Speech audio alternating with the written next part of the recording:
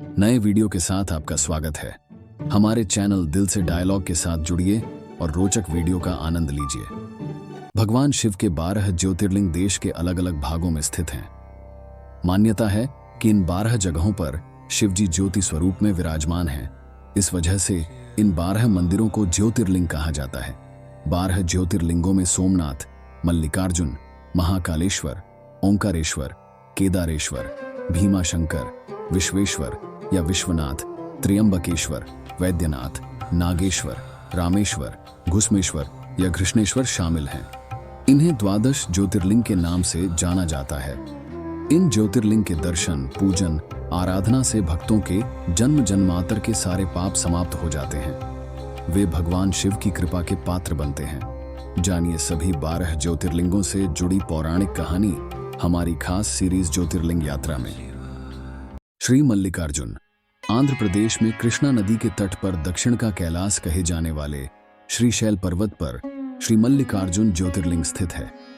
महाभारत, शिव पुराण तथा पद्म पुराण आदि धर्म ग्रंथों में इसकी महिमा और महत्ता का विस्तार से वर्णन किया गया है। पुराणों में इस ज्योतिर्लिंग की कथा इस प्रकार से वर्णन है। एक समय की बात है, भगवान शंकर जी के दोनों पुत्र श्री गणेश और श्री कार्तिकेय स्वामी विवाह के लिए परस्पर विवाद करने लगे। प्रत्येक का आग्रह था कि पहले मेरा विवाह किया जाए।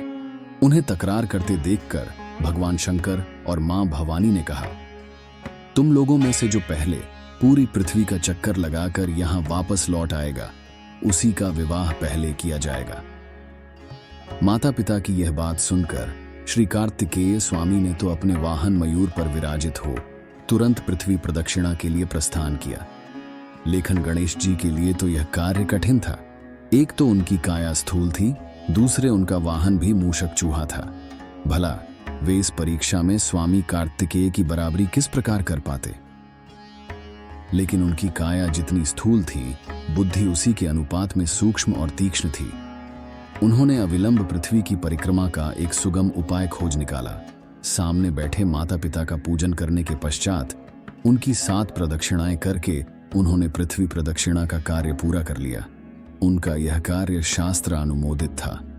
पूरी पृथ्वी का चक्कर लगाकर स्वामी कार्तिकेय जब तक लौटे तब तक गणेश जी का सिद्धि और बुद्धि नाम वाली 2 कन्याओं के साथ विवाह हो चुका था और उन्हें एक क्षेम तथा लाभ नामक 2 पुत्र भी प्राप्त हो चुके थे।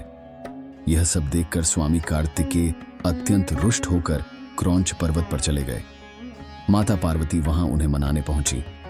पीछे शंकर भगवान वहां पहुंचकर ज्योतिर्लिंग के रूप में प्रकट हुए और तब से मल्लिकार्जुन ज्योतिर्लिंग के नाम से प्रख्यात हुए। इनकी अर्चना सर्वप्रथम मल्लिका पुष्पों से की गई थी। मल्लिकार्जुन नाम पड्डेढ़ने का यही कारण है।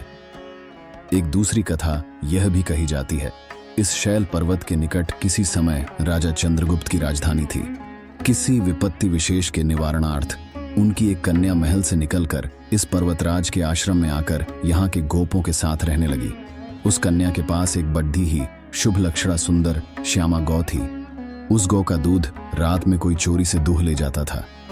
एक दिन संयोगवश उस राजकन्या ने चोर को दूध दूहते देख लिया और क्रुद्ध होकर उस चोर की ओर दौड़ ढी। किंतु गौ के पास पहुंचकर उसने देखा कि वहां शिवलिंग के अतिरिक्त और कुछ नहीं है। राजकुमारी ने कुछ समय पश्चात उस शिवलिंग पर एक विशाल मंदिर का निर्माण कराया। यही शिवलिंग मल्लिकार्जुन के नाम से प्रसिद्ध है। शिवरात्रि के पर्व पर यहाँ बहुत बड़ा मेला लगता है। इस मल्लिकार्जुन शिवलिंग का दर्शन, पूजन एवं अर्चन करने वाले भक्तों की सभी सात्विक मनोकामनाएं पूर्ण हो जाती हैं। उनकी भगवान शिव के चरणों में स्थिर प्रीति हो जाती है। दैहिक, दैविक, भौतिक सभी प्रकार की बाधाओं से वे मुक्त हो जाते हैं। खास सीरीज ज्योतिर्लिंग यात्रा अगली वीडियो में जारी रहेगी। इसके लिए हमारे चैनल को सब्सक्राइब, वीडियो को लाइक, शेयर और बेल आइकन दबाना न भूलिएगा ताकि आपको हमारी नई वीडियो का अलर्ट मिल सके। मिलते हैं आपसे अगली वीडियो के साथ। तब तक के लिए